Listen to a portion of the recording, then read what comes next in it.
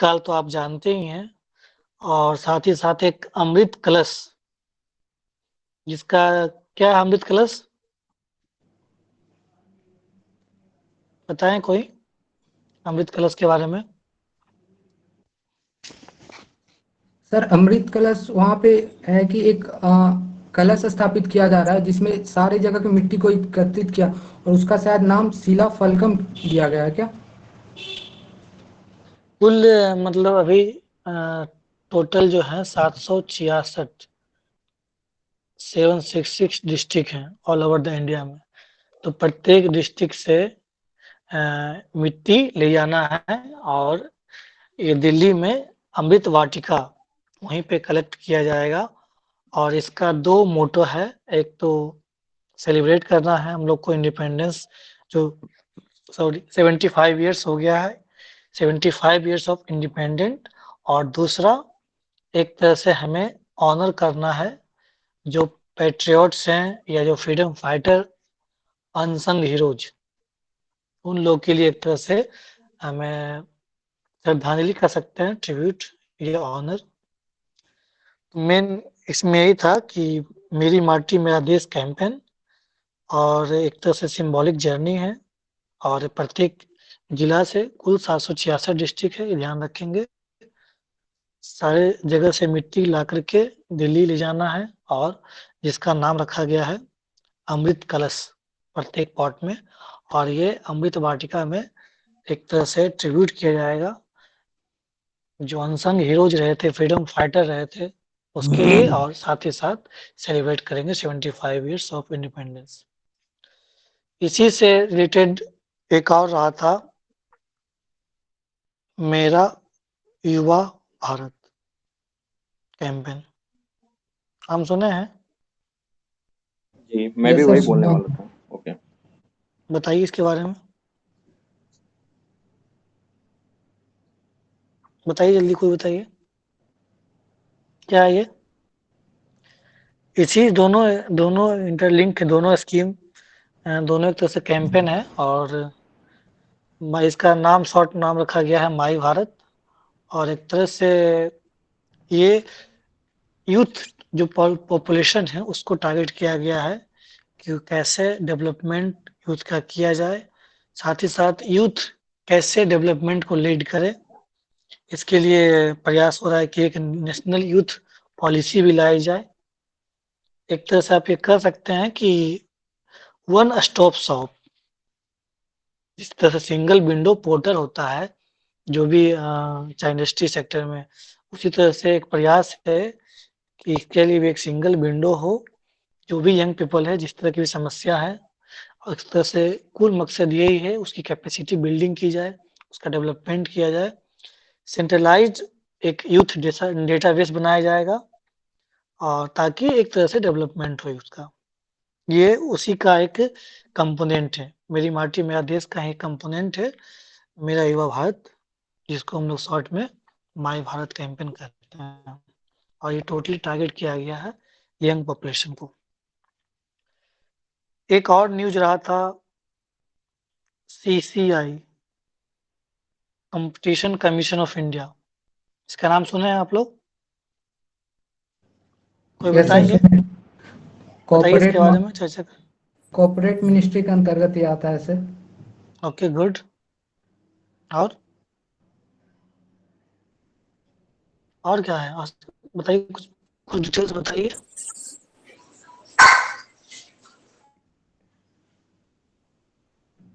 हम्म। Sir ये news में रहा था एक दो दिन पहले, क्या था मतलब ये क्या करती है, कोई और बताएंगे। ये देखिए, सर हाँ। मार्केटिंग को कंट्रोल करती है। जैसे मान लीजिए कि बहुत सारा ये जैसे फ्लिपकार्ट अमेजन ही है, तो ये दोनों हम्म। के ऊपर ये नियंत्रण करती है कि कहीं मतलब कि जो भी इसके नियम कानून है उसका उल्लंघन तो नहीं कर रहा है। जैसे मान लीजिए कि कोई प्रोडक्ट हम बेच रहे हैं और दूसरा भी बेच रहा है, तो ऐसा तो नहीं है कि उसके प्रोडक्ट को ज़्यादा शो कर रहा है अपने साइट पे, हमारे को नीचे दिखाया जा रहा है, ऐसा कुछ। या फिर कुछ अगर टर्म एंड कंडीशन जो बनाया हुआ है ये मार्केटिंग के रिगार्डिंग, अगर उसका उल्लंघन करता है तब इस पे ये कार्रवाई करती है। जी, हाँ, सिंपल सी बात एक तो है। सही प्रयास। इस हाँ, बात को आसानी बोलिए से बोलिए कहा रुपेश जाता जी। है, हम्म, कहा जा सकता था कि मार्केट में एक हेल्दी कंपटीशन बना रहे, किसी की मोनोपोली क्रिएट नहीं हो सके। इस बातों का कंपटीशन कमीशन ऑफ इंडिया ध्यान रखती है। हाल ही के जी सर। पिछले कुछ दिनों में रिलायंस जियो ने जब 4G फ्री सेवा देना स्टार्ट कर दिया था, तो एयरटेल ने उनके खिलाफ जो है कि केस किया था कंपटीशन कमीशन ऑफ इंडिया ने। आपको पता होगा कि 2018 में जब रिलायंस जियो आया था, 4G 17-18 में आ गया था, तो वो फ्री ही चल रहा था। फिर एयरटेल ने केस किया था, और एयरटेल के केस करने के बाद CCI, that is competition commission of India, ने क्या किया, उसको बोला रिलायंस को कि आप यूजर से यूजर फी लें। उसके बाद ही ये रिलायंस जियो जो है कि पैसे लेने स्टार्ट की थी। इसका ये एक एग्जांपल है, ठीक है। तो चीजों को शॉर्ट में रखने का थोड़ा सा प्रयास करेंगे। कंटिन्यू करते हैं। बिल्कुल। ये और सही आपने चर्चा किया। एक तरह से टू कंट्रोल द मोनोपोली, और एक तरह से बैलेंस बना रहे, किसी भी कंपनी का एकाधित्व जो मार्केट होता है, एकाधिकार वो ना हो। और ये 2002 में इसका एस्टेब्लिशमेंट, एक तरह से एक्ट आया था, CCI एक्ट 2002। अब भले इसको फॉर्मली एस्टेब्लिश किया गया है 2009 में, और इसका मेन मकसद जैसा आपने बता ही दिया, यही मेन मकसद है। अभी चर्चा में इसलिए रहा था क्योंकि अडानी ग्रुप की जो कंपनी है, उसमें खास करके जो पोर्ट का जो मामला है, जितने भी पोर्ट अफेयर्स, जो भी पोर्ट इंपोर्ट एक्सपोर्ट होता है, उसमें देखा गया है कि 24% जितना भी कार्गोज है, शिप कार्गो, कार्गो मतलब क्या होता है? बड़े-बड़े जो हम्म, कंटेनर में से सामान लाया जाता है उसको कार्गो कहा हाँ, जाता है। मतलब जो मालवाहक जहाज है, तो उसमें देखा गया कि 24% इसका मोनोपोली है। इसलिए चर्चा में रहा है कि CCI की जिम्मेवारी है, रिस्पॉन्सिबिलिटी है कि इस चीज को कंट्रोल किया जाए, बैलेंस किया जाए, देखा जाए। एक लास्ट है इसमें PM, हाँ, India launches reference fuel. Reference fuel का नाम जानते हैं आप लोग? Reference fuel. ये सर क्या कहते हैं, अभी जो है वर्तमान समय में भारत जो है विदेश से आयात करता है इस रेफरेंस फ्यूल का। क्या है, बताइए। और इसका सर यूज क्या कहते हैं, पढ़े तो थे सर, याद नहीं आ रहा। सर इसका तीन वो तरह सर के देखिए। इंडियन ऑयल कॉरपोरेशन के द्वारा लॉन्च किया गया है, और जी इसका जी। Sir okay. ऑटोमोबाइल के परीक्षण में यूज होता है, जो कि भारत पहले इंपोर्ट करती थी, लेकिन अब इसका भारत में ही ये होगा तो ये आत्मनिर्भर योजना, मतलब भारत को आत्मनिर्भर बनाने में मदद करेगा। स्क्रीन दिख रहा है? हाँ, दिख रहा है। देखिए, 3 तरह का फ्यूल का चर्चा मतलब जनरली होता है। तो इसी में एक है regular fuel, premium fuel, reference fuel. बिल्कुल आप लोग पढ़ के आए, दिख रहा है कि कुछ लोग पढ़ के आए हैं, रिस्पॉन्स कर रहे हैं, जो कि अच्छा लग रहा है मुझे। तो इसमें, हाँ, प्रिया जी कुछ बोलना चाह रही थी आप? कोई वो बोलना सर चाह रहे थे कोई? कि इसका यूज क्या? टेस्ट व्हीकल को हम्म। टेस्ट करने के लिए होता है। और ये हम्म। 3 टाइप का फ्यूल होता है। एक हम्म। रेगुलर होता है वही, और प्रीमियम और रेफरेंस फ्यूल। रेगुलर फ्यूल जो होता है उसका मतलब ऑक्टेन नंबर कम होता है, और सबसे ज्यादा ऑक्टेन नंबर रेफरेंस फ्यूल का होता है। बिल्कुल सही बोले आप। ऑक्टेन नंबर होता है। ऑक्टेन नंबर क्या है, बताएंगे कोई? पेट्रोल की गुणवत्ता के लिए ऑक्टेन नंबर से देखा जाता है, और डीजल की गुणवत्ता देखना होता है तो सीटेन नंबर से। हाँ, इसका कंपोनेंट क्या क्या है?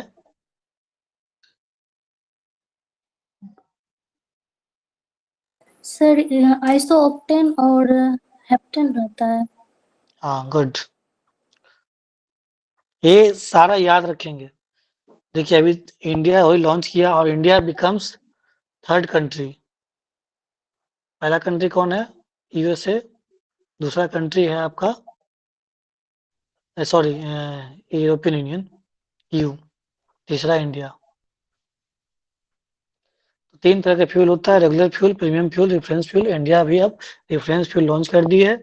इसका कुल यही है कि ऑक्टेन नंबर से हम लोग जो क्वालिटी डीजल होता है, पेट्रोल होता है, उसकी हम लोग गुणवत्ता, ऑक्टेन नंबर में हो गया कि पेट्रोल का बात होती है, और C10 में डीजल की बात होती है। तो इसका ऑक्टेन नंबर जो रेगुलर फ्यूल होता है वो 87% होता है, प्रीमियम 91 और difference fuel 97%।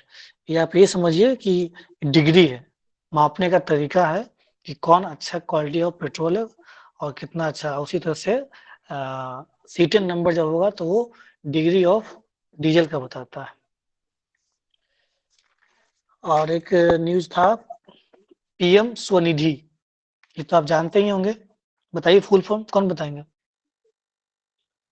PM street vendor, हाँ, प्रधानमंत्री फुल स्ट्रीट फॉर्म वेंडर। बताइए। स्वनिधि है तो इतना तो नहीं, और कुछ होगा ना उसके अलावा?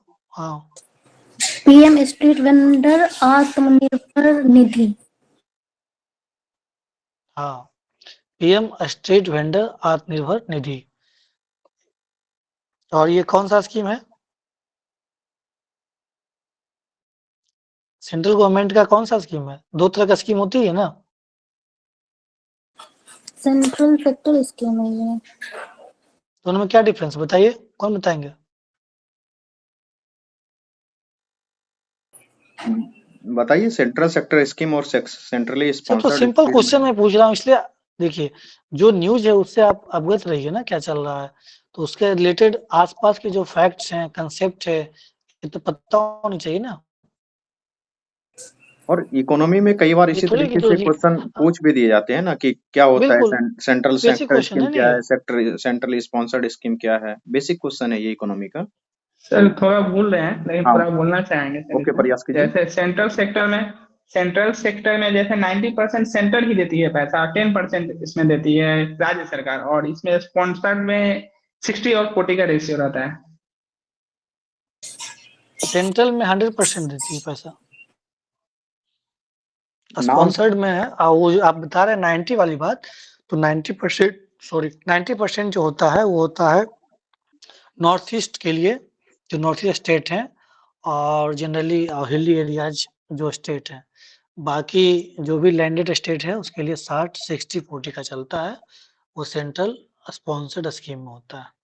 सेंट्रल सेक्टर स्कीम में सारा फंडिंग जो होता है वो सेंट्रल गवर्नमेंट के द्वारा की जाती है। देखिए नाम से क्लियर है, सेक्टर मतलब हमारा है, central sponsored, central government spawns कर रही है। इस तरह से स्पॉन्सर होता है कोई भी, जब हम लोग आयोजन करते हैं तो स्पॉन्सर्ड बाय, तो फंडिंग एक तरह से प्रोड्यूस्ड बाय। तो इस तरह से आप डिफरेंस ध्यान रखेंगे। स्पॉन्सर तो वहाँ पैसा सरकार लगा रही है आधा आधा, और उसमें सेक्टर में पूरा पैसा सेंट्रल गवर्नमेंट ही देती है। ठीक है, ये भी चर्चा में रहा था क्योंकि इसका एक्सपेंशन बढ़ गया है और अधिक एक तरह से ये फॉर्मल क्रेडिट, मतलब एक तरह से ऋण लेने का जो है और बढ़ रहा है। ये रिपोर्ट आया है SBI के। तो अच्छा, इसका मिनिस्ट्री कौन सा है, कौन सा मिनिस्ट्री है? Housing and urban affair. Mahua. कौन है इसका मिनिस्टर?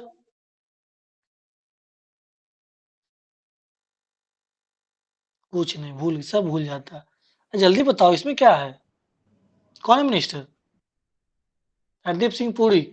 चलिए देखिए इसका और ऑब्जेक्टिव क्या है। इसका मेन ऑब्जेक्टिव क्या था कि जो भी स्ट्रीट वेंडर्स थे उसको लिवलीहुड के लिए, जब कोविड-19 आया था तो उस समय कि 10,000 रुपया देना था कि आप अपना जो भी अगर रोजगार कर रहे थे स्ट्रीट पे, उसके लिए आपको फिर से, ताकि आप अपना रोजगार को सेटअप कर सकें। और इसमें ये है कि collateral free loans, collateral free loans 10,000 तक मिलेगा। और अगर आप रेगुलर जमा कर देते हैं तो उसमें कि आपको मैक्सिमम फिर 50,000 भी मिल सकता है लोन के रूप में। कोलैटरल का मतलब क्या होता है? कोलैटरल फ्री लोन्स क्या होता है? कोलैटरल कोई बताए जल्दी। कोलैटरल मतलब एक तरह से आप ये समझिए कि गारंटर कौन होगी? सेंट्रल गवर्नमेंट होगी। उसको कुछ और भी रखने की, जो गिरवी रखने की कोई जरूरत नहीं है। इसके लिए टोटली इस तरह से बिहार सरकार बिहार स्टूडेंट क्रेडिट कार्ड देती है प्रत्येक स्टूडेंट को, जो भी प्रोफेशनल कोर्स कर रहा है स्टूडेंट, तो उसके लिए सरकार मतलब बिहार राज्य वित्त निगम पैसा वही देती है। पहले क्या हुआ था कि बैंक से टाई अप किया गया था, लेकिन कोई भी बैंक देना नहीं चाह रहा था।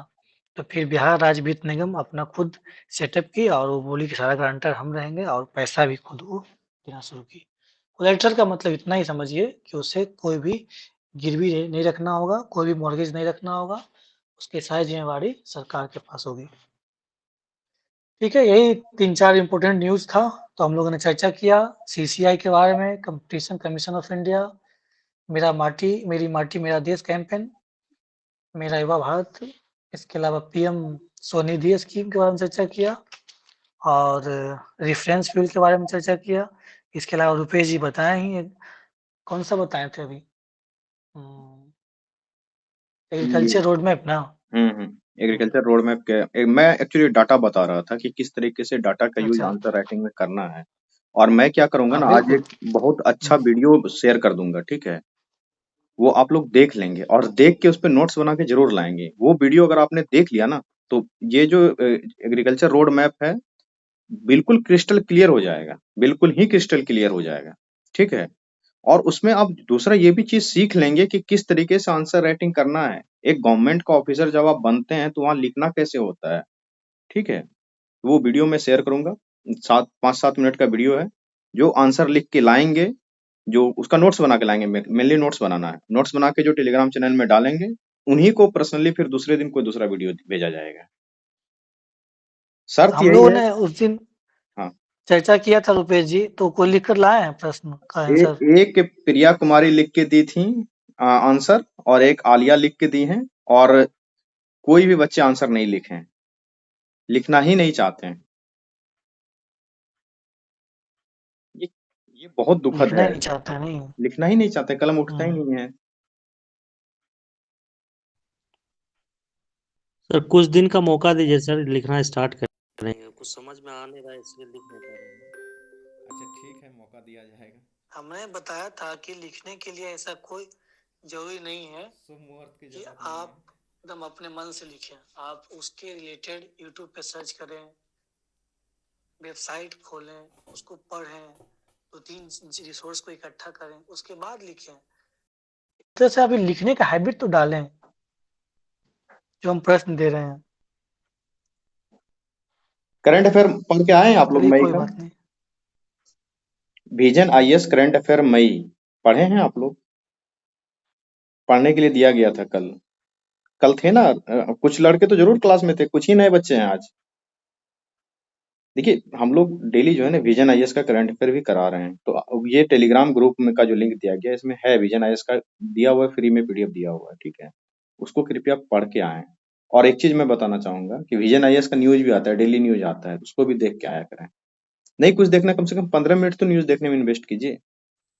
देखिए, आपको पढ़ाने के लिए कितना कार्तिकेयन लाल पीला करके आता है। हम भी नोट्स बनाते हैं तो इतना ही लाल पीला हो जाता है। थोड़ा आप भी करके आइए।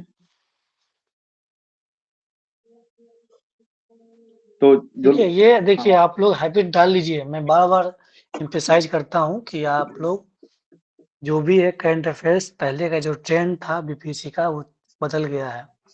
तो वन लाइनर जो आप पढ़ते हैं उसकी हैबिट आप चेंज करिए। चीज़ों को सब्जेक्टिव पढ़ने की आदत डालिए, चाहे वो प्रीलिम्स के लिए हो, मेंस के लिए हो, इंटरव्यू के लिए हो।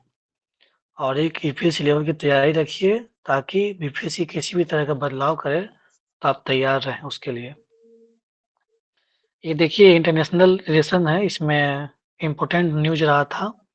ये मैं मई का हम लोग कर रहे थे, पिछला हम लोगों ने डिस्कस किया था पॉलिटी के बारे में। जैसे व्हीप के बारे में बताया था, उसके अलावा आर्टिकल 142 के बारे में बताया था, डिस्ट्रिक्ट जुडिशियरी जज के बाद एसक्यूएल बाय जज हो गया। ये हम लोगों ने चर्चा किया था, तो हम लोग इस पे चर्चा कर लेते हैं। इंटरनेशनल रिलेशन आज है 25 years to Pokhran nuclear test. क्या रुपए जी, कर लेते हैं 2 कम से कम डिस्कस? हेलो, सुन रहे हैं आप? मेरी आवाज़ जा रही है क्या? हाँ सर, आ रही है। ओके। स्क्रीन पे दिख रहा है? दिख रहा है सर।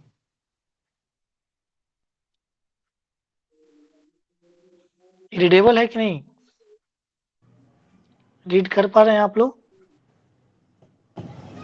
नहीं तो धुंधला है सर।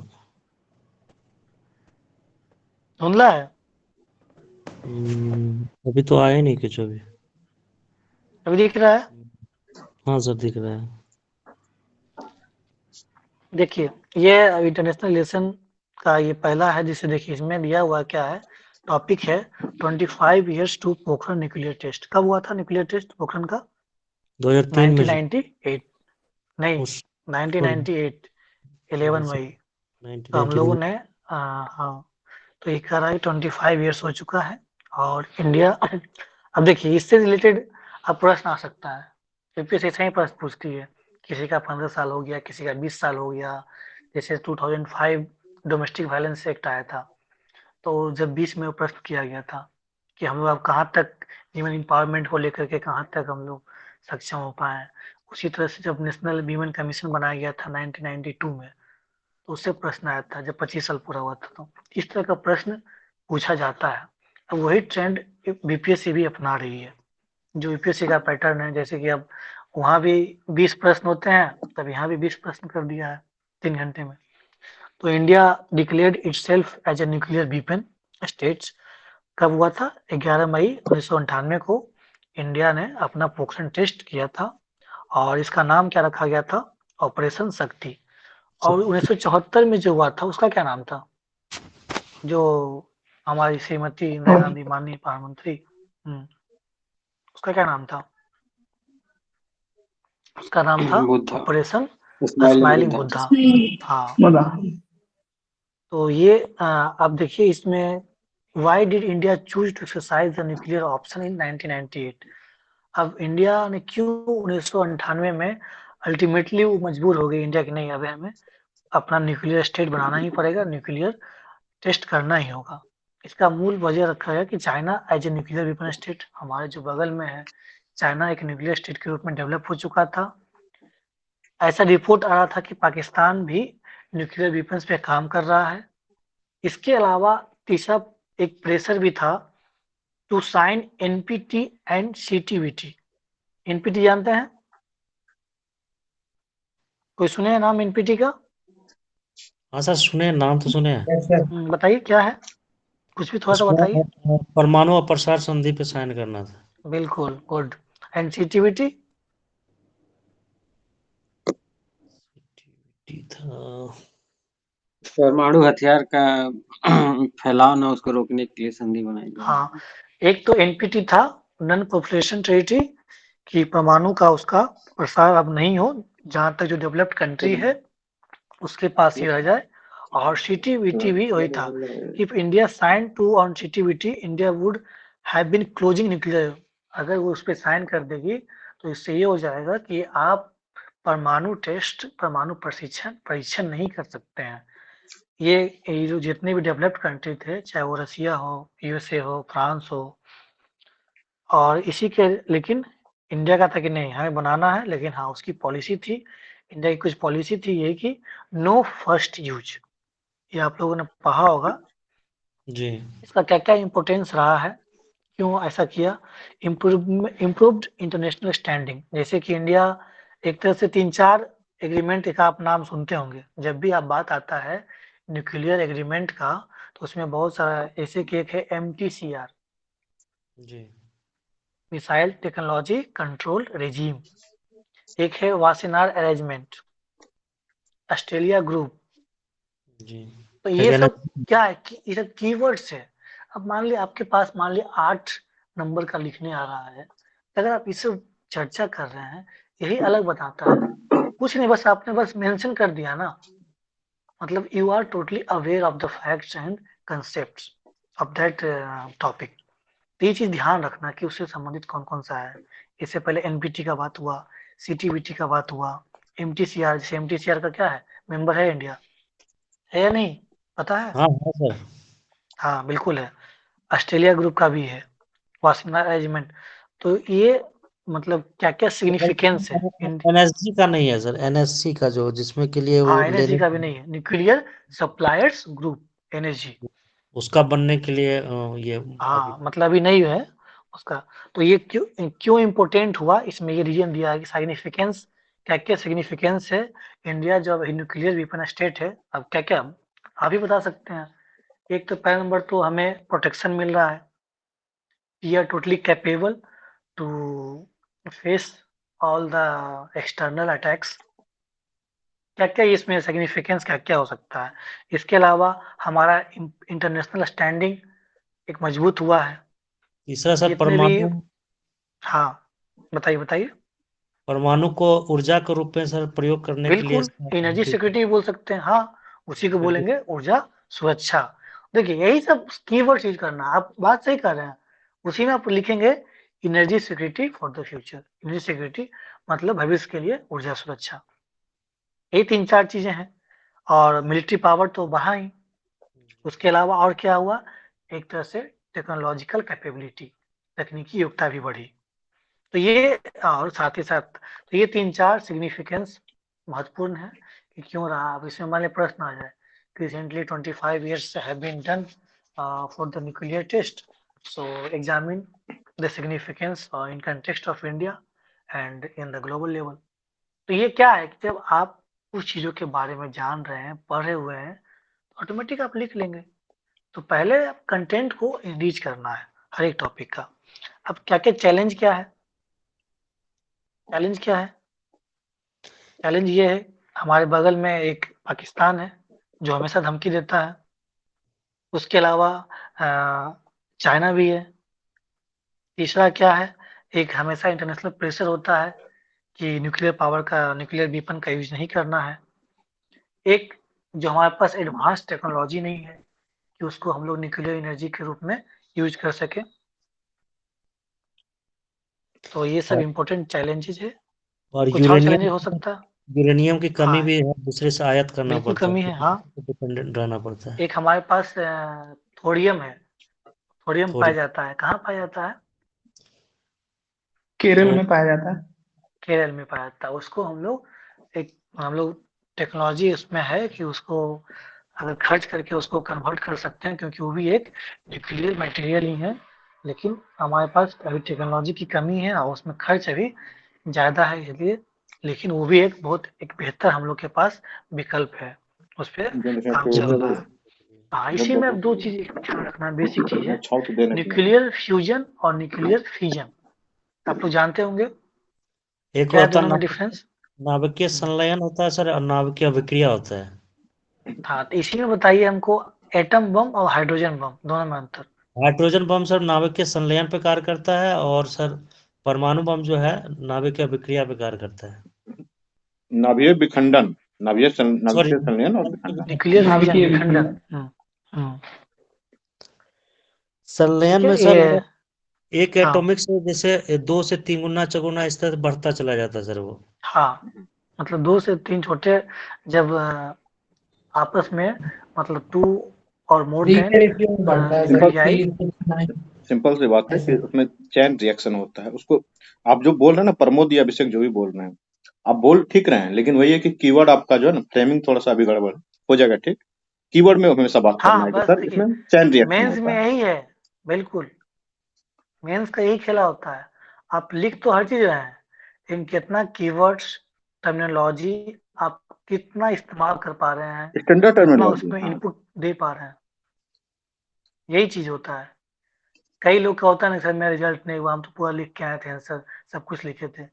आप सब कुछ दिए हैं, लेकिन जो एक स्टैंडर्ड कीवर्ड्स होता है, टर्मिनोलॉजी होता है, इसके अलावा डेटा फैक्ट्स होता है, जो इम्पोर्टेंट इंस्टीट्यूशन है उसका नाम है, वो सब मिस कर जाते हैं। According to IMF, WEF, ILO, United Nation जितनी संस्थाएं हैं, UNEP, सब मतलब ये सब चिपकाना है। इंडिया में है तो भाई आप नीति आयोग का बात करेंगे। इसके अलावा आप जैसे CCI हो गया। इसके अलावा एक चलता है प्रथम, शिक्षा में जब आते हैं तो प्रथम NGO है, उसका बात करेंगे। तो ये सब आपके पास माइंड में होना चाहिए कि कौन फील्ड का। जैसे आप डेमोक्रेटिक वाले में आएंगे तो एक होता है ADR है, ARC, ADR है, sorry ADR, association for democratic democratic reforms.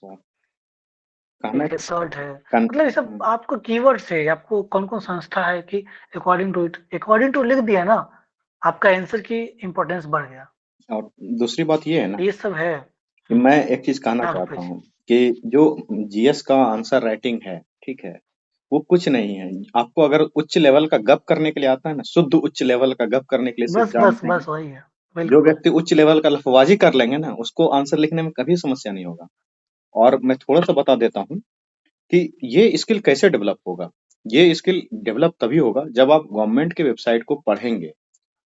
आप क्या करें, आपको ज्यादा दिमाग नहीं लगाना। आज मैंने आपके लिए मेहनत क्या किया है, जो अपना ऑफिशियल यूट्यूब चैनल है, उसके चैनल के लिंक में जाएंगे, चैनल दिखता है ना, दूसरा चैनल जो रहता है, तो मैंने क्या किया कि सारे गवर्नमेंट के चैनल को लाइक कर दिया है। तो वहां पे वो दिख रहा है कि संसद टीवी है, ऑल इंडिया रेडियो है, डीडी न्यूज है, पीआईबी है, बिहार का इंफॉर्मेशन ब्रॉडकास्टिंग मिनिस्ट्री है, इसी तरीके से और भी बहुत सारे चैनल है उसमें। तो उस पर जाइए, 5-5 मिनट उसके शॉर्ट्स देखा कीजिए। आजकल गवर्नमेंट शॉर्ट्स बना के देती है, ठीक है, उस पर देखेंगे ना तो वहां पे जो उसका शब्द होता है, जो भाषा होता है, वो पूरा ऑफिशियल होता है।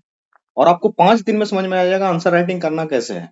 क्योंकि वो लिखते हैं डॉक्यूमेंट, तो गवर्नमेंट उसी तरीके से लिखती है, आपको भी उसी तरीके से बोलना है, ठीक है। तो उसको देखा कीजिए आप लोग थोड़ा सा, तब भाषा में सुधार हो जाएगा, तुरंत हो जाएगा, कोई बड़ा चीज नहीं है ये सब, ठीक है। बढ़े कार्तिकन। देखिए, यूनाइटेड नेशन के बारे में चर्चा हुआ था, और ये चर्चा भी रिसेंटली इसका एस्टेब्लिशमेंट का हम लोग, कब हुआ था एस्टेब्लिशमेंट? 1945 में सर, 24 हाँ, अक्टूबर 24 अक्टूबर। तो इसमें ये हुआ था कि चर्चा इसलिए रहा था कि 49th ग्रुप ऑफ G7 जब समिट हो रहा था, उसमें यूनाइटेड नेशन जो G7 का जो हम लोग चर्चा कर मीटिंग हुई थी, कहाँ हुई थी मीटिंग 2023 वाली?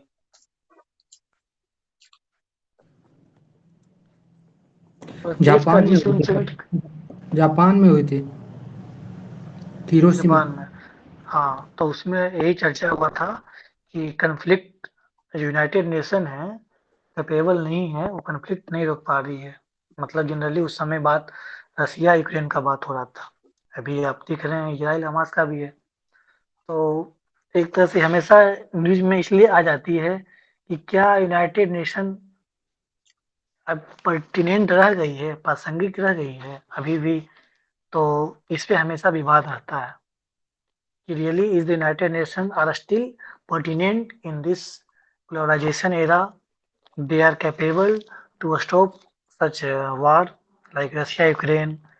Earlier WHO are not capable to control COVID-19, इस पे भी चर्चा होता है। तो मतलब ये इसी के बारे में चर्चा हुआ था कि आखिर यूनाइटेड नेशन जो संस्था है वो कितना पर्टिनेंट रह रही है, कितना प्रासंगिक रह रही है अभी के समय में। अब इसमें ये है कि why UN is not able to prevent the conflict. अभी भी यूनाइटेड नेशन किसी भी कन्फ्लिक्ट को रोकने में क्यों, क्या क्या वजह हो सकता है, बताइए आप लोग, 3-4 पॉइंट बताइए। सर इसमें सबका जो विदेश नीति है सर, वो सब अपने अपने स्वार्थ के लिए जी रहा है। कहीं ना कहीं जो इंटरनेशनल एरा में जो है अभी फिलहाल, जिस तरह से फिलिस्तीन और हमास के बीच युद्ध छिड़ा हुआ है, हर कोई सर बाहर हाँ, से तो इसको क्या, कहता है कि बिल्कुल इसको आप क्या बोलेंगे, इसको आप क्या बोलेंगे, इसको कीवर्ड्स में लिखना हो क्या लिखिएगा? आपने जो बताया सही बताया। Every country has its on sovereignty and it's on international और नेशनल इंटरेस्ट। जी प्रत्येक कंट्री का एक अपना संप्रभुता होता है, और साथ ही साथ अपना एक राष्ट्रीय और अंतर्राष्ट्रीय इंटरेस्ट होता है, रुचि इंटरेस्ट होता है। होती है उसी को तो बोलते हैं आप डिप्लोमेटिक रिलेशन। जी। इसमें क्या होता है कि हर, हाँ बोलिए बोलिए। और अभी का जो सर बना हुआ है, ये जो अस्थाई जिसमें जो है ये सुरक्षा परिषद में सर, उसमें जो है हाँ। संपूर्ण रूप से जो है क्या कहता है, प्रतिनिधित्व नहीं है सर। उसमें दक्षिणी गोलार्ध का कम प्रतिनिधित्व है, उत्तरी गोलार्ध में जो भी जैसे यूरोपियन कंट्री से 2-3 देश हैं, जबकि सर इधर अफ्रीका कंट्री से देखिए कोई प्रतिनिधित्व नहीं है। भारत इतना बड़ा देश है, इतना बड़ी आबादी है, फिर भी इनका बिल्कुल। प्रतिनिधित्व नहीं है। हम्म। तो कहीं ना कहीं सर ये 5-6 कंट्री मिलके अपना मोनोपोली एक तरह से यहाँ एकाधिकार जमा कर रखा हुआ है। हाँ, बेहतर बताया। तो इसमें वही क्या हो रहा है कि यूनाइटेड नेशन सिक्योरिटी काउंसिल, जो उसका एस्टेब्लिशमेंट जो फ्रेमिंग है, someway it is not vote. जी सिक्योरिटी हाँ, यूनाइटेड नेशन सिक्योरिटी काउंसिल आज भी वीटो पावर है, मतलब इसमें उसमें सर एटलीस्ट इसमें हाँ जैसे सर अभी जैसे 5 को जो वीटो पावर मिला हुआ है सर, हमारे कहने का मतलब जैसे 15 10 और 5 है, 10 अस्थाई है, 5 अस्थाई है। तो क्यों ना वीटो पावर सर दोनों को मिला के दिया जाए। अगर कोई भी चीज पे वीटो लगता है तो 15 15 का अगर 8 7 पे ये होता है तब वीटो लगे। बिल्कुल नहीं, इससे वह सबसे बिल्कुल सबसे पहली बात आप जो कह रहे हैं, क्या वीटो एक डेमोक्रेटिक प्रोसेस है? न- मेजोरिटी से होना चाहिए फैसला या ये वीटो? सबसे बड़ी आयरनी है कि अगर 5 वोट ही, चलिए मान लिए कि 5 ही को वीटो मिला हुआ है, लेकिन उसमें भी आयरनी ये है कि why not it should be 3:2 कि जो मेजोरिटी कंट्री हो उसको, लेकिन उसमें भी ऐसा ये भी नहीं रखा गया है। आप इंटरनेशनल संस्था हैं और आप still you are not following the democratic mandate. Democratic norm जी सही नहीं समझ लीजिए वीटो। कि चलिए मान लीजिए वीटो मान लिया है, वीटो ये लोग रखा, लेकिन उसमें भी इन लोग का नहीं है कि 5 है तो 5 में अगर 3 सहमत हो गए हैं तो डिसीजन पारित हो जाए, नहीं है ऐसा। कोई तो भी ये एक भी लगा एक दे बहुत तो बड़ी, हो जाता है। मेजोरिटी से डिसीजन हो नहीं वही तो रहा है। एक, जी हाँ तो ये भी एक बहुत बड़ी आयरनी है यूनाइटेड नेशन की, क्योंकि इसमें बदलाव की जरूरत है जो कि यूनाइटेड नेशन जनरल असेंबली के द्वारा किया जा सकता है। तीसरा एक इम्पोर्टेंट है lack of financial resource. Financial resource की भी कमी होती है, ना तो उसके सर पास अपना एक सेना होता है, तो सारा कुछ ये जो जितना अधिक कंट्रीब्यूट करता है तो कहीं न कहीं इनडायरेक्टली रूप से चाहती है उस पे दबाव बनाने का। तो दबाव ये सब बना मेन रही चैलेंजेज है। हाँ, रुपेश जी कुछ कर रहे हैं? हाँ, हाँ, बोलिए, आप बोल रहे थे ये बोलिए। कि यूनाइटेड नेशंस के बारे में हम लोगों ने बहुत सारी बातें कर ली, ये इनके नकारात्मक पक्ष थे। युद्ध तो नहीं रोक पा हाँ, रही हाँ, है, बिल्कुल, लेकिन बिल्कुल। इसके कुछ सकारात्मक पक्ष भी हैं, जैसे कि हुँ, प्रेशर बनाने का काम करती है। यूनाइटेड नेशन सिर्फ और सिर्फ युद्ध रोकने के लिए या फिर इन चीजों के लिए नहीं है, और भी उनके पहलू है। दक्षिण अफ्रीका के देशों में, सॉरी, अफ्रीका के देशों में बहुत सारा उनका प्रोग्राम चल रहा है, गरीब देशों को सहायता देता है। तो इस तरीके से उनके कुछ पॉजिटिव पहलू को भी जोड़ देंगे ताकि एक तरफा आंसर ना दिखने लगे। ठीक है। है। हाँ, सर शरणार्थी के लिए सर हम्म। उनके द्वारा कई जो कई सारे हैं ना प्रोग्राम उनके, तो उसका उनका मैंने चर्चा नहीं किया। बस उसको मतलब ये बैलेंस कर देंगे चर्चा में कि इसीलिए रहा हाँ, था कि एक एक चीज को तो क्यों नहीं रोक पा रहा? हाँ, एक चीज हाँ, करने में तो बिल्कुल। पूरी उसमें पूरी तरीके से सफलता नहीं मिली है, लेकिन यूनाइटेड नेशंस को हम इस बातों के लिए सिर्फ एक असफल संस्था घोषित नहीं कर देंगे। उनकी कई सारे नहीं कर देंगे, प्रासंगिकता बिल्कुल भी और नहीं। सफलताएं हैं अभी भी। इस चीज को ध्यान में रखते हुए अभी कुछ भी है। पॉइंट दे देंगे। उसमें अगर आप एंशिएंट में उठाएंगे, मतलब सॉरी, हिस्टोरिकल कंसेप्ट कंटेक्स्ट में देखेंगे तो हम्म, जो हमारा रेड रेड सी कैनल का जो विवाद हुआ था उसमें बहुत बढ़ चढ़ कर भाग लिया था यूनाइटेड नेशन ने और उस मामला को सुलझाया था। इससे पहले ये जो इजराइल और फिलिस्तीन का चल रहा है तो यूनाइटेड नेशन ने ही दिया था कि 2 स्टेट पॉलिसी के बारे में। तो somewhere United Nation try to resolve that conflict. इसके अलावा जो अभी आपका जब ये कोविड-19 हुआ उसमें भी बढ़ चढ़ के भाग लिया, हालांकि कुछ हद तक, लेकिन फिर भी अभी जो वर्ल्ड लेवल पे वैक्सीनेशन किया गया तो कहीं ना कहीं डब्ल्यूएचओ का एक लैंडमार्क आप कह सकते हैं रोल रहा था। ये अभी पॉजिटिव सर इसके फैक्ट भी ऐसा द्वारा नहीं है। सस्टेनेबल गोल का भी लक्ष्य को प्राप्त करने के लिए हाँ, प्रयास बिल्कुल। किया गया है। यूनाइटेड नेशन एफसीसी, हाँ, ये सब भी है। और सबसे बड़ी बात है कि इस तरीके से यूनाइटेड नेशन बनने की प्रासंगिकता अभी तक ये है कि कम से कम तीसरा विश्व युद्ध तो नहीं होने दिया उन्होंने। छुटपुट घटनाएं हुई हैं बिल्कुल।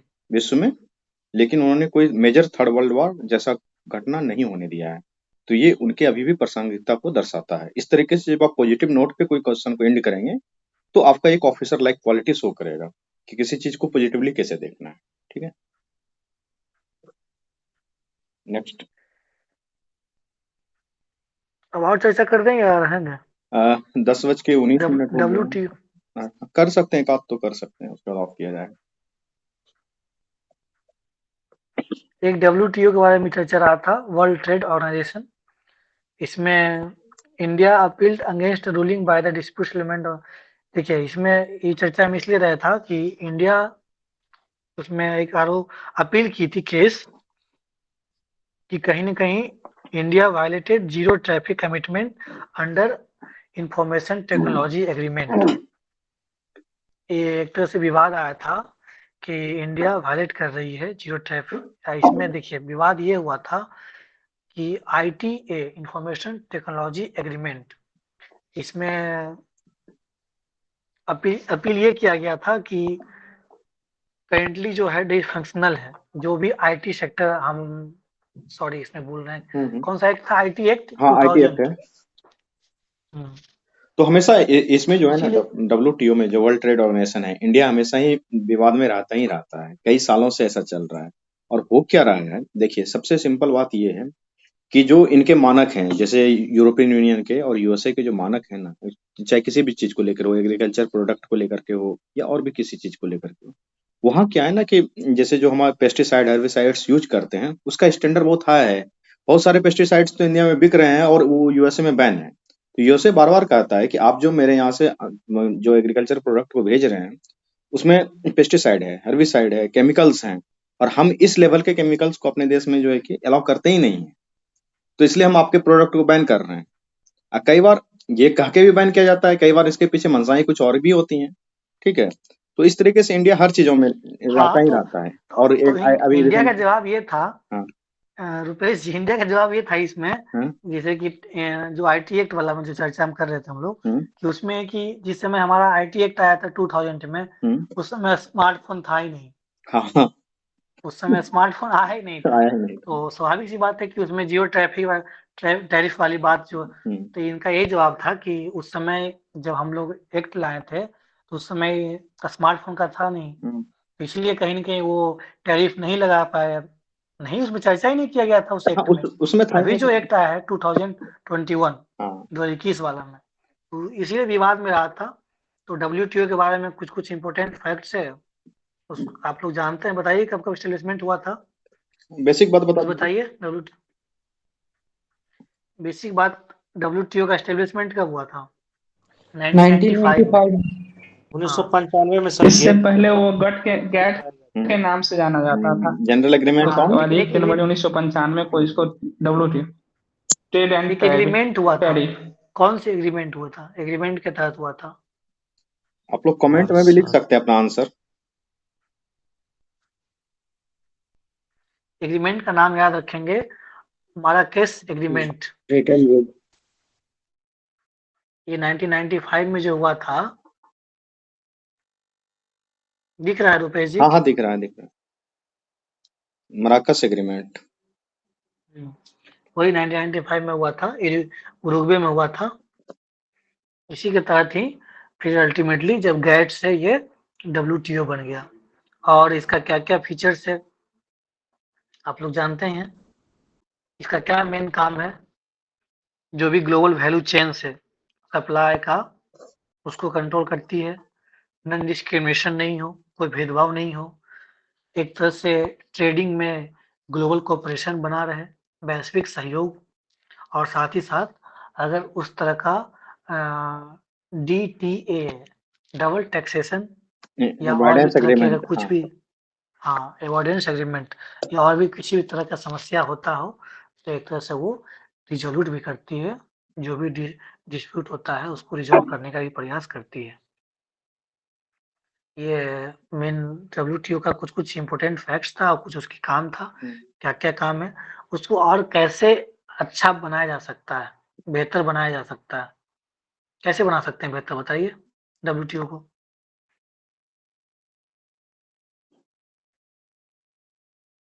बोलिए, कुछ तो बताएं कोई।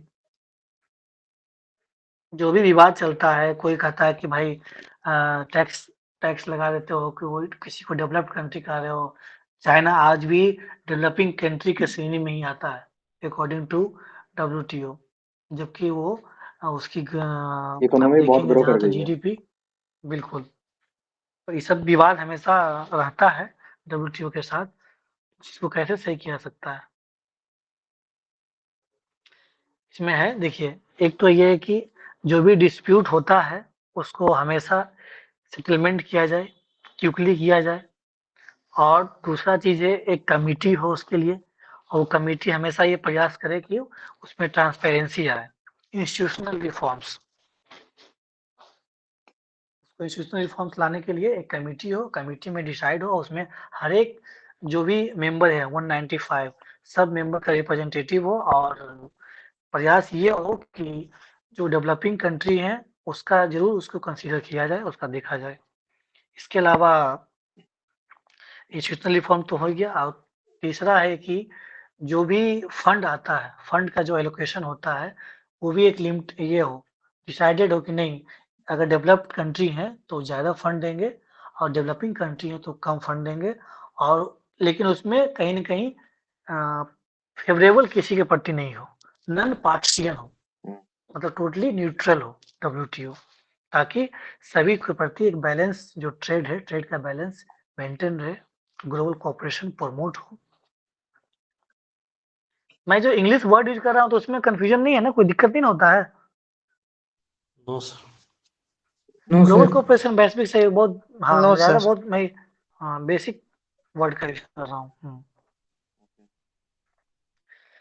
और न्यूज़ है ठीक कोई है कार्तिक? रुपेश जी। आई थिंक हाँ एक्चुअली हुआ क्या ना कि आज थोड़ा सा टेक्निकल इशू चल रहे थे, इंटरनेट का प्रॉब्लम चल रहा था, तो क्लासेस ही लेट से स्टार्ट हुई हैं। फिर भी हमने 1 घंटा तो करा ही दिया है। 9:26 में स्टार्ट हुआ था, 10:26 हो रहा है। ठीक है, तो कल से हम लोग फिर 9 बजे से ही क्लास करेंगे और कल और भी सब्जेक्ट को इंक्लूड करेंगे। आज चूंकि 2 ही हो पाए, हाँ, हिस्ट्री मैं सोचा था लेकिन हाँ, लेकिन उसमें टाइम है या टाइम कि टाइम ही नहीं है, अब आज अब ऑफ करना पड़ेगा। थोड़ा सा उसमें सर जैसे मेरा हाँ सर एक सजेशन था सर, हाँ, बताइए। जैसे अब जैसे जो सब्जेक्ट पढ़ाना है तो आज ही क्यों ना डिसाइड हो जाए, कल ये पढ़ के टॉपिक वाइज अगर हो जाता तो सर वो बिल्कुल, थोड़ा बेस्ट। कल भी तो बताए ही थे कि आप मई का करंट अफेयर 10 पेज पढ़ के आएंगे। तो भाई डेली सर तो उसमें तो लंबा मतलब क्या क्या टॉपिक वो नहीं था डिसाइड ना सर नहीं, कि उसमें 10 पेज। पेज दिया हुआ रहता है, तो पेज में तो सारा टॉपिक वगैरह रहता ही है। अच्छा अच्छा। हाँ, तो आप जो है ना फिर आज 10 पेज ऐड कर देखिए लेंगे। अभी जैसे हम लोग इंटरनेशनल रिलेशन कर रहे हैं तो उसमें हम लोगों ने अभी डब्ल्यूटीओ तक कर लिया, तो सर उसका अगले 10 पेज तक पढ़ लेंगे। ठीक ठीक है सर। तो ये डेली दिया जाता है। ठीक है, और नहीं सर अब सर हाँ ये होगा उससे ये रहेगा ना सर कि पता रहता है ना कि आगे आज क्या डिस्कस होगा, तो उसमें आदमी। हाँ बिल्कुल। अब बाकी करंट अफेयर्स अगर किसी को कुछ और आज पढ़ के आए एक्स्ट्रा तो शेयर कर सकते हैं। जो हम लोगों ने चर्चा किया उसके अलावा कुछ अगर न्यूज है आपने अगर या कहीं से कोई पढ़ा प्रश्न है, है तो पूछ ले। हम्म। किन्हीं को कोई डाउट है एग्जामिनेशन से रिलेटेड वगैरह, कुछ भी किसी भी एग्जाम से रिलेटेड कोई भी डाउट है किसी भी स्टेज से, तो पूछ सकते हैं, वरना सेशन को ऑफ करेंगे हम लोग। आईआर का जो आंसर लिखना होता है तो उसका कोई कोई मतलब सोर्स है जहाँ से कि आईआर आदमी पढ़ सके और तैयार कर सके, क्योंकि उसका टर्मिनोलॉजी भी अलग होता है जो पर्टिकुलर यूज किया जाता है कि मतलब आईआर से ही रिलेटेड हो। तो जनरल आंसर लिखने में तो फिर जनरल मार्क्स मिलेगा। हम्म ऐसा कहीं पर्टिकुलर सोर्स हमको मिला नहीं, अगर आप लोग के पास है थोड़ा बता देते। सोर्स जो है ना, आप जो मंथली मैगजीन जो भी मैं करवा रहा हूँ, आप एक तो आप रेगुलर न्यूज़पेपर पढ़ें, रेगुलर, और दूसरा आप एक मंथली स्टैंडर्ड मैगजीन पढ़ें। बहुत ज़्यादा कंटेंट के पीछे नहीं भागना है। आप 2 ही कंटेंट पढ़ें लेकिन उसको रेगुलर रखें और उसको अच्छे से ग्रैस्प करने का प्रयास करें। लोग इतना मार्केट में कंटेंट लेकिन पढ़ते कहाँ रेगुलर। आज पढ़ लिए, एक रीडिंग हो गया, उसको आप अच्छे से पढ़ें। अब जैसे आप कर रहे हैं तो इंटरनेशनल रिलेशन जो 1 साल का मेंस 365 है, उसको उठाइए ना, पढ़िए ना अच्छे से आप। सब कुछ उसमें है, पर्याप्त है। इंटरनेशनल कहीं भाग-दौड़ करने की ज़रूरत नहीं है। आप उसको उठाइए, उस मैगज़ीन को, उसको पढ़िए और कंटिन्यूअसली न्यूज़पेपर पढ़िए। और दूसरी बात, स्टैंडर्ड, द हिंदू, वो इंडियन एक्सप्रेस। मेंस 365 में भी जो जैसे आईआर का जो टॉपिक फोकस में रहता है वो तो करंट रिलेटेड ही रहता है, मतलब जो करंट में चल रहा है हाँ हाँ, नहीं, उसमें उसी के हिसाब फैक्ट से भी उसको होता है। नोट ले। आशीष जी, ऐसा है कि आप पहले ये बताएं कि आईआर का जो चर्चा कर रहे हैं, तो ये यूपीएससी 2024 को लेकर कर रहे हैं या बीपीएससी को लेकर कर रहे हैं? बीपीएससी अच्छा, के लिए कर बीपीएससी रहे के लिए चर्चा कर रहे हैं, तो आपको सबसे पहला चीज क्या होना चाहिए ना कि इंडिया का जो इंटरनेशनल रिलेशन का जो बेसिक है कि इंडिया का क्या है इंटरनेशनल रिलेशन के पक्ष में, नाम क्या है, उसके बाद ये पंचशील समझौता क्या है, इस तरीके से हर देशों के साथ, हर कंटिनेंट के साथ है, इसकी जानकारी होनी चाहिए आपको। आप कहीं से छोटा हाँ क्लास कर लें या फिर जानकारी हाँ रखें। जी, उसी के बारे में पूछ अच्छा रहे थे कि अच्छा मतलब अच्छा अच्छा, ऐसा कोई नहीं, मीडियम बता दीजिए, हम सब चीज आपको बता देते हैं। इंग्लिश इंग्लिश इंग्लिश मीडियम है, तो इंग्लिश मीडियम में आईआर का आपको शॉर्ट में, चूंकि 69 देना है ना, अभी तो कट ऑफ अब देखते हैं कितना है। कितना रहा है जो कट ऑफ देख रहे हैं आप? 80 आ रहा है मेरा। फिर तो डाउट में नहीं, बहुत ज्यादा डाउट में मत रहिए, तैयारी कीजिए। और नहीं ठीक है, हो जाना चाहिए, कोई डाउट नहीं लग रहा है। अगर कैटेगरी होगा तब तो नहीं जनरल कैटेगरी नहीं है सर। कैटेगरी नहीं है तो फिर भी होप्स हो कि हो जाए। तो पढ़ना तो है ही ना, हो या ना हो पढ़ना तो है ही, तो पढ़ाई करना है, बात खत्म है। होना है तो भी बल्ले बल्ले, नहीं हुआ तो भी पढ़ना तो है ही, तो एक पढ़ाई तो करना है ही मेंस का। पुष्पेश पंत की किताब आती है, ठीक है, प्रोफेसर पुष्पेश पंत है, जेएनयू के हैं, उनकी किताब आती है, उनको आप ले लें, पतली किताब है, एक बार पढ़ लें, ठीक है, उसमें आपको पता चल जाएगा सारा चीज क्या है, इंटरनेशनल रिलेशन के बारे में बेसिक समझ में आ जाएगा। और उसका जो क्वेश्चन की बात कर रहे थे ना, आईआर में क्वेश्चन हमेशा से, यूपीएससी हो या बीपीएससी कहीं भी हो, कभी भी जीवन में आईआर में क्वेश्चन हमेशा करंट अफेयर का ही आता है, हमेशा करंट अफेयर से ही क्वेश्चन आता है। इसलिए जो कार्तिकेयन चर्चा कर रहे थे अभी, मेंस 365 पढ़ लीजिए, वही पढ़ना है, वही सोर्स है, सारे यूपीएससी के टॉपर तक वही पढ़ते हैं, ठीक है। उसमें सबसे बात है कि अभी जो मैं चर्चा कर रहा था, आप मैगजीन को देखेंगे, उसमें डब्ल्यूटीओ का जो अभी करंट जो इवेंट हुआ, क्या चल रहा है, उसके बाद स्टैटिक फैक्ट होता है, एस्टेब्लिशमेंट कब हुआ, क्यों हुआ, क्या मेन सिग्निफिकेंस है, क्या इसका बेसिक ऑब्जेक्टिव्स है, और इसमें क्या रिफॉर्म्स लाया जा सकता है। अरे प्रश्न किससे होता है, ये सबसे होता है ना, तो उसको आप एक बार गो थ्रू तो होइए, पढ़िए तो सही। और बाकी पुष्पेश पंत का बुक बिल्कुल बेसिक है, वो अपना पढ़ लीजिए, लेकिन बेसिक बुक करंट पढ़ सिनारियो लीजिए, तो आपको बेसिक बुक पढ़ के समझ में आ जाएगा ना कि पंचशील समझौता क्या है, नाम क्या है, अमेरिका के साथ हाँ पहले रिलेशन कैसा था, अब रिलेशन कैसा है, 1971 के वार के टाइम में अमेरिका का क्या सिचुएशन चल रहा था, इंडिया चाइना रिलेशन पहले फ्रेंडशिप था, लेकिन धीरे धीरे कैसे जो है कि रिलेशन में दरार आना स्टार्ट हो गया। तो इंडिया का मतलब कि अरब कंट्री के साथ क्या स्टैंड है, इंडिया का फिलिस्तीन और इजराइल के प्रति पहले क्या स्टैंड था, पहले कैसे फिलिस्तीन के प्रति ज्यादा झुका रहता था इंडिया, अभी धीरे धीरे इजराइल की ओर इंक्लाइंड हो रहा है, तो क्यों हो रहा है। इस तरीके का बेसिक अगर आपको आइडिया लग गया ना, उसके बाद फिर आईआर में कुछ नहीं है, उसके बाद आईआर आपको बहुत आसान लगने लगेगा, करंट अफेयर से उस चीज को अपडेट कर देना, और क्या करना है। इंडिया फिलिस्तीन में जैसे कि चल रहा है अभी, सॉरी इंडिया इजराइल और इंडिया फिलिस्तीन का जो इशू चल रहा है, आप देखिए ना, विकास देवकीर्ति सर भी समझाए हुए हैं अपने यूट्यूब चैनल पे, उसमें बेसिक बातें वही चल रही हैं। युद्ध भले ही अभी हुआ हो, ये कोई पहली बार तो हो नहीं रहा है, और आईआर में हमेशा घटनाएं इसी तरीके से रिपीट ही होती रहती है। जैसे आज कतर वाला मुद्दा था, हमको डिस्कस करना था, अगर टाइम तो ऐसे अलाउ नहीं कर रहा है, फिर भी कतर के बारे में कुछ बता ही देते हैं, आईआर का चर्चा आ गया तो क्या हुआ है कतर का मुद्दा, किसी को कुछ पता है? सर सर इसमें एक भूतपूर्व नेवी नौसैनिक पर्सनल को आठ एग्जीक्यूशन कर दिया है। अध्यक्ष को सर डेथ पेनल्टी दिया गया है। अच्छा हाँ ठीक है, उसका बोलिए। उस पे आरोप है कि सर ये इजराइल के लिए जो जासूसी कर रहा था और इसको इन्फॉर्मेशन दे रहा था। बिल्कुल। जी सर। इसमें सर वहाँ की एक कंपनी थी, उसके द्वारा इन 8 लोगों को हायर किया गया था, और इनका काम था कि वहाँ के जो नौसैनिक जो कतर के हैं उनको ट्रेनिंग देना। अच्छा। और उसी में सर उन पे जो आरोप है कि इनके द्वारा जो उनका सबमरीन बन रहा था वहाँ पे कतर में, उनका जो इंफॉर्मेशन जो है इसे क्या कहते हैं, इसराइल से जो है ये शेयर किए हैं।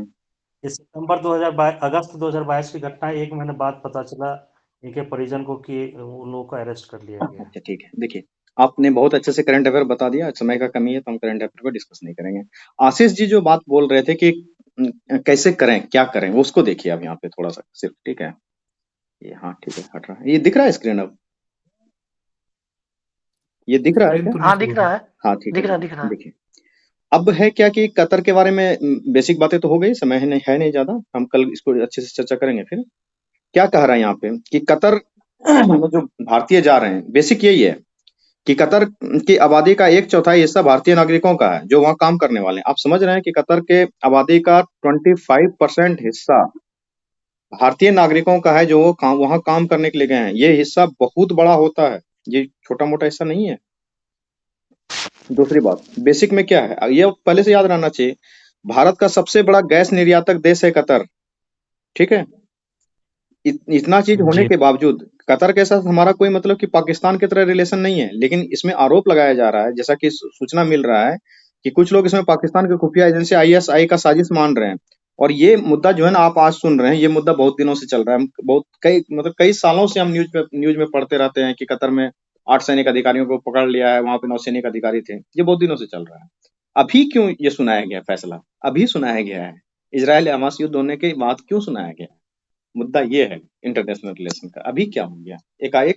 सर इसमें इसमें सर ये जो इजराइल का जो अभी चल रहा फिलिस्तीन से सर, उससे इसको कनेक्ट करके देखा जा रहा है सॉरी। जान के। और जान के। दूसरा चीज जो सर भारत के द्वारा जो अभी G20 शिखर सम्मेलन में जो एक कॉरिडोर बनाने का जो ये चला है, उसको भी सब इससे प्रभावित करने के लिए ये चाल चल रहे हैं। हुआ क्या कि भारत ने जो है कि हमास के हमले की निंदा कर दी, ठीक है। इजराइल पे जो हमास का हमला हुआ, प्रधानमंत्री जी का पहला ही ट्वीट था कि इस तरीके के हमले को हम कंडेम करते हैं और भारत का स्टैंड जो है कि इजराइल के साथ है, ठीक है।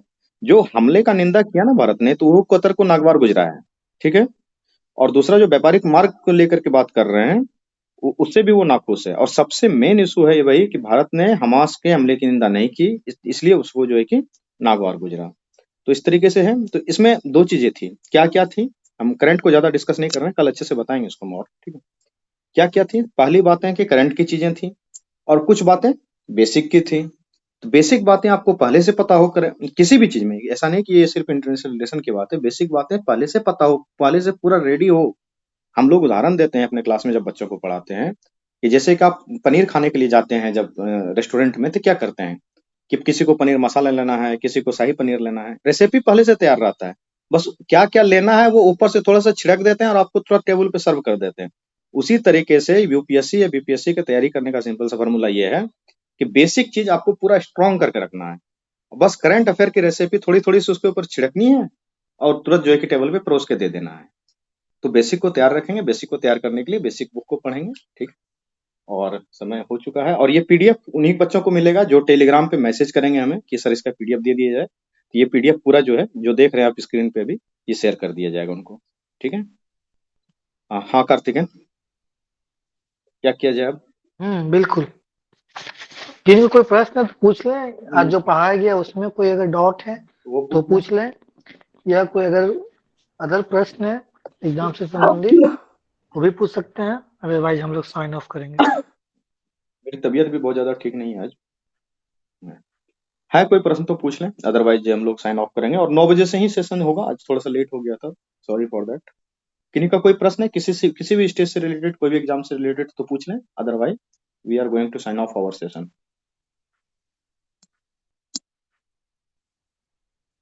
और जिनको पीडीएफ चाहिए वो टेलीग्राम पे मैसेज करेंगे। आई थिंक कि किन्हीं का कोई क्वेश्चन नहीं है, तो let us sign off. Good night, okay, bye bye, good night sir. खुदा हाफिज, सब्बा खैर।